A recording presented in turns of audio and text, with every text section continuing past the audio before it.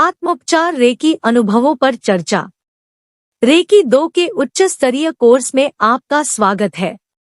Recce 2 seminar में उपस्थित लोगों में से कुछ पहली बार आए हैं। सबसे पहले मैं अपना परिचय देना चाहूंगा। में मैं आपका रेकी मास्टर हूं। आगे बढ़ने से पहले रेकी 1 कोर्स की सफलता पर मैं आपको बधाई देता हूं। प्रश्न यह है, क्या आप सभी ने 21 दिन का आत्मोपचार किया है?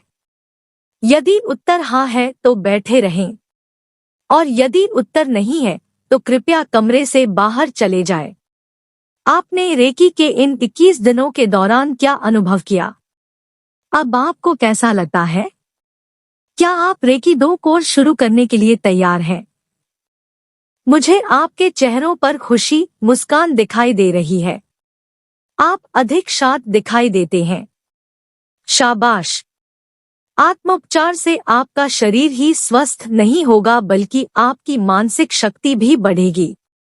आपका जीवन के प्रति रुझान भी बढ़ेगा। संक्षेप में, आप बेहतर इंसान बनेंगे। आइए अब हम रेकी की आवश्यकता पर चर्चा करते हैं। दूसरी डिग्री क्यों? परिचर्चा। यहाँ उपस्थित छात्र संभवतः 21 दिन तक आत्मशुद्धि कर चुके हैं।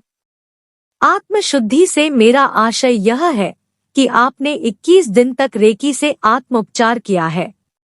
आप में से कुछ लोगों ने दूसरों को भी रेकी पद्धति सिखाई होगी या उनका उपचार किया होगा। ऐसे कितने लोग हैं? सभी? वाह! क्या आप रेकी के दौरान बीमारियों का पता लगा पाए थे?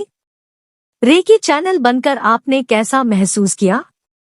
निस्संदेह आपको अच्छा ही लगा होगा, नहीं तो आप यहाँ नहीं आते। मुझे यकीन है कि आप में से कुछ व्यक्तियों ने कुछ कमियां भी महसूस की होंगी।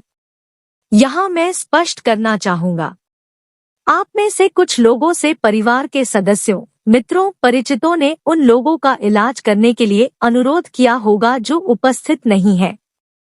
ऐसी स्थिति में आप स्वयं को पर्याप्त रूप से योग्य नहीं समझ पाते होंगे। चिंता मत करें। अब हम व्यापक स्तर पर रेकी सीखते हैं। इस सेमिनार के समापन तक आप हर प्रकार से इलाज करने में सक्षम हो जाएंगे। आप सभी प्रकार के रोगों के इलाज की विधि सीख जाएंगे। आप रेकी के साधन, मन पर नियंत्रण, रंगों तथा क्रिस्टल का इस्तेमाल करते हुए एब्सेंटी उपचार की तकनीक अपनाने योग्य हो जाएंगे। आप गहन ध्यानावस्था भी प्राप्त कर पाएंगे। रेकी 1 सीखकर आनंद मिलता है। रेकी 2 सीखना आनंद के साथ साथ कारोबार का भी विषय है। याद रखें, रेकी का एक नियम कृतज्ञता का भाव रखना है। उपचार के पीछे आभार प्रकट करना जरूरी है। आप रोगी से पैसे की दृष्टि से फीस नहीं लेंगे। यदि रेकी से इलाज कराने वाला व्यक्ति फीस चुकाने की हालत में नहीं है और आपको इसकी जानकारी है, तो आप दक्षिणा स्वरूप उससे कोई समुचित छोटा-मोटा कार्य ले सकते हैं।